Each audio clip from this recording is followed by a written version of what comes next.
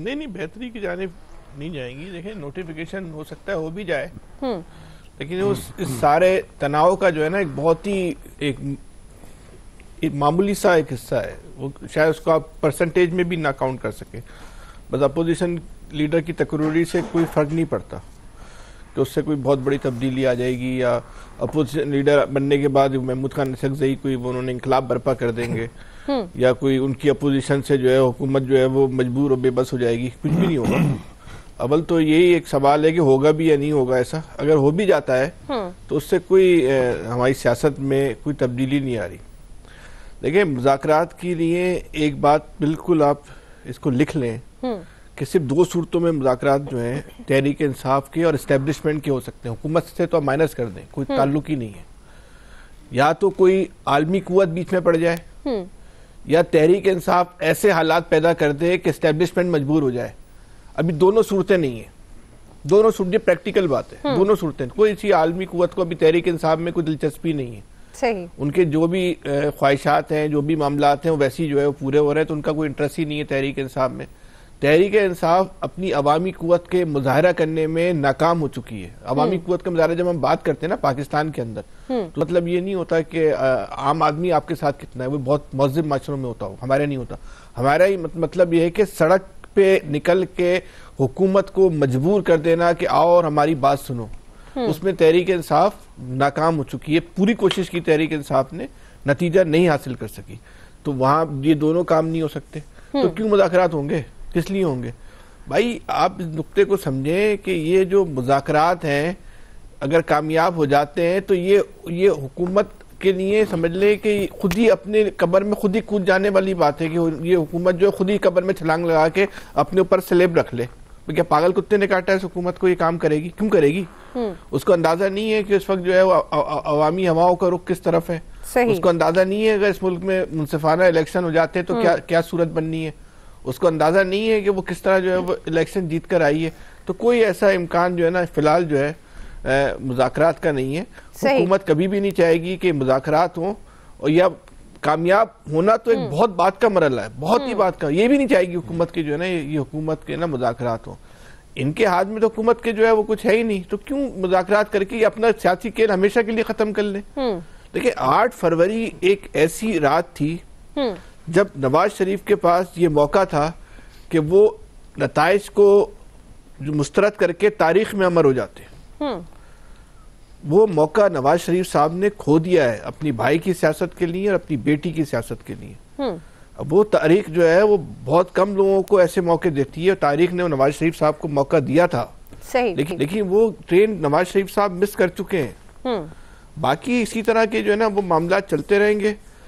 کوئی بعد میں کوئی حالات کوئی تبدیل ہو جاتے ہیں, کوئی ڈرامائی تبدیلی آ جاتی ہے تو الگ بات ہے. صحیح. جس لمحے ہم اور آپ گفتگو کر رہے 3 سال پہلے 2 سال پہلے 1 سال پہلے بھی ہم یہی سوال اٹھا رہے تھے. بالکل یہی صورتحال رہی تو 2 سال کے بعد بھی ہم یہی سوال پہ ڈیبیٹ کر رہے ہوں گے. کچھ نہیں ہونا.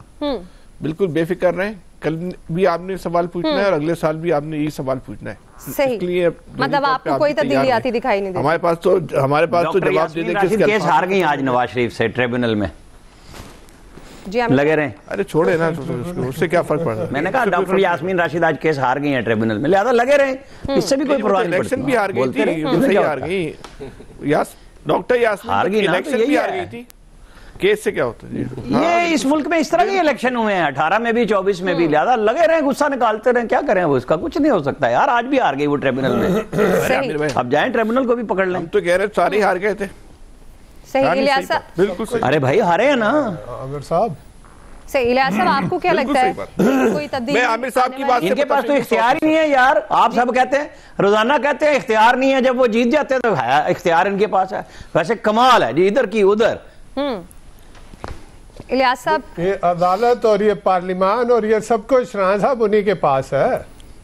یہ ٹریبونل یہ اختیار جن کے پاس ہے وہ فیصلے کر رہے ہیں نا, تو جن کے پاس نہیں ہے وہ بولتے رہے ہیں. اس میں کیا کیا جا سکتا ہے؟ یہی کہہ رہے ہیں نا, یہی کہہ رہے ہیں لگے رہو منا بھائی. تو ٹریبونل کی نہیں, ایاس صاحب ٹریبونل کی بات نہیں کرنی چاہیے, پھر اختیار والوں کی بات کرنی ہے. ٹریبونل کا آج ہی فیصلہ آیا جی. فی الحال یہی فیصلے ہونے بنتے ہیں, اس لیے سب یہی اچھی بات ہے. میں تو عامر صاحب کے ساتھ ہوں، یہ شگر میلہ ہونا چاہیے نا. ڈاکٹر یاسمین کو الیکشن میں عبرتناک شکست ہوئی تھی، اور آج ٹریبونل کے فیصلے نے بھی ثابت کر دیا کہ ڈاکٹر یاسمین کو عبرتناک شکست. سبحان اللہ، یہ ثابت ہو گیا. بالکل الیاس صاحب آپ کیا کہتے ہیں، آپ کو کیا رکاوٹ ہے؟ ہم تو عامر بھائی کے ساتھ ہیں، ہمیں عامر بھائی کے خلاف جانا ہی نہیں ہے بھائی. حالات ایسے نہیں ہے ابھی عامر بھائی کی مخالفت کروں. مذاکرات ہونے چاہیے، بالکل اچھے بچوں کی طرح رہے نا، جو بھی روزانہ تقریر نہ کرے نا. جی بالکل بالکل. اسپیکر صاحب کو آنا چاہیے اور جا کے مذاکرات وغیرہ ان کو کرنے چاہیے. انہوں نے قدم بڑھا، تمام سیاسی جماعتوں کو ان کو لے کے آنا چاہیے، بلکہ ان کے لیے جو پارٹی کے سربراہان ہیں جس میں زرداری صاحب ہیں، نواز شریف صاحب ہیں، ان کو بھی آنا چاہیے، پرائم منسٹر کو بھی آنا چاہیے، تاکہ مذاکرات جو ہوں جس میں وہ لوگ آئیں جو اختیار ہو، جن کے پاس جو فیصلہ کر سکیں. کیونکہ یہ جو پارٹی کی جانب سے آئے، انہوں نے پی ٹی آئی کی جانب سے جو بھی چیز اپنا ایجنڈا رکھا، جو اپنے ڈیمانڈ کی گئی، تو یہ مان لیں گے جو پارٹی کے دوسرے لوگ ہوں گے، جو پارٹی کی جو کیا کہتے ہیں سیکنڈ جو ہے قیادت ہے جو درجے کی، اس میں یہ بات چیت مان لیں گے. تو ظاہر ہے ان کو اوپر جانا پڑے گا. جو چیز کے مذاکرات کرنا چاہتے ہیں تو ان کے پارٹی کی لیڈرشپ مانتی نہیں گورنمنٹ کی، وہ چاہتے ہی نہیں ہے کہ ان کے ساتھ مذاکرات کیے جائیں، ان کی بات کوئی مانی جائے کہ جی وہ آئیں. تو ان کی سب سے بڑی پی ٹی آئی کی ڈیمانڈ یہی ہے کہ ان کے بانی کو رہا کیا جائے، یا اس کے بعد جو ہے کہ الیکشن کو تسلیم نہیں کرتے. تو وہ یہ تمام چیزیں اگر نہیں کرتے تو پھر کس چیز پر مذاکرات کرنا چاہتے ہیں؟ کوئی تیسری کون سی چیز ہے جس پر مذاکرات کرنا چاہتے ہیں؟ کہ ان کے پارٹی کے جو ورکرز ہیں ان کو رہا کر دیا جائے. پارٹی کے ورکرز تو پہلے ہی سزائیں کاٹ رہے ہیں یا رہا ہو چکے ہیں کچھ. تو یہ جو چیز ہے کہ دو جو چیزیں ہیں اس پر یہ بات چیت کر سکتے ہیں. نہیں، کسی نے اس طرح بات چیت نہیں کرنا. یہ وقت کا ضیاع ہے. ایک پریشر کم کرنے کے لیے گورنمنٹ نے اچھا حربہ نکالا ہے کہ جی اپنا نمائندہ بھیج کے جا کے مذاکرات کر کے وقت گزار لیں. اور باقی تو جو دیکھیں آپ کو کوئی چیز نظر نہیں آتی. اگر یہ سنجیدہ ہوں تو تمام ٹیبل پر آ جائیں سیاسی جماعتیں، اور آ کے بالکل سب متفق ہیں کہ جی سب کو ایک ٹیبل پر بیٹھنا چاہیے اور بیٹھ کے جی اس ٹائم تمام جو سیاسی مسئلہ ہے اس کو حل کرنا چاہیے. آج تک کسی نے دیکھا کہ کوئی ملک کے دوسرے مسائل کی طرف جو ہیں، بنیادی جو عوام کے مسائل ہیں، اس پر کسی نے بات کی؟ مہنگائی پر جو ان کو چیزیں دستیاب نہیں ہیں، یا سڑکیں ٹھیک ہوں، یا ان کے کیا کہتے ہیں بجلی کے ریٹ کم ہو جائیں، یا ایسی چیزوں پر کبھی انہوں نے بیٹھ کے سیاستدانوں نے بات کی؟ انہوں نے صرف اقتدار کی بات ہے. 5 سال میں ایک دفعہ الیکشن ہونے یا 3 سال بعد ہونے، جب بھی تو اس الیکشن میں کوئی نہ کوئی مسئلہ رہ جانا اور 5 سال اسی پر لڑائی جنگ جاری رہتی ہے.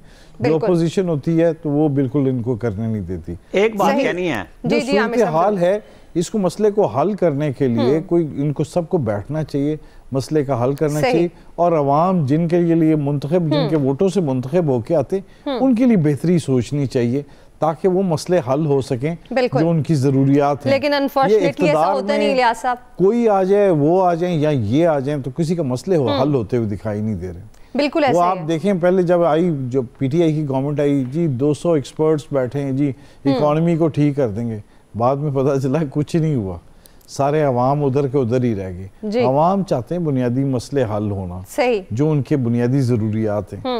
اب یہ جو کہ اس طرح دیکھیں، کل وہ اندر تھے، آج یہ اندر ہیں، پھر اس طرح باریاں لگتی رہیں گی. تو یہ بیٹھ کے ان کو ایک مسئلہ حل کرنا چاہیے اور اپنے اختیارات واپس لینے چاہیے اور ان لوگوں کے لیے، تاکہ اپنے مسئلے حل کر کے لوگوں کے جو بنیادی مسائل ہیں ان کو حل کریں. بالکل ایسے. عامر صاحب آپ کچھ کہنا چاہ رہے تھے؟ کچھ اور چاہ رہے ہیں.